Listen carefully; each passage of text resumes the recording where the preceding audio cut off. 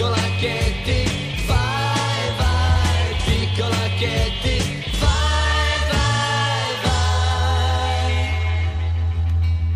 Piccola Katie, fermati un momento e ascolta. Ti ricordi quel ragazzo ieri alla festa che ti guardava negli occhi senza parlare e che ti ha accompagnato mano per mano e ti ha detto soltanto arrivederci? Adesso lui sta sognando di te e quando si sveglierà si accorgerà di volerti rivedere presto, molto presto. Piccola Katie, il mondo è buio, è cattivo, non è fatto per te.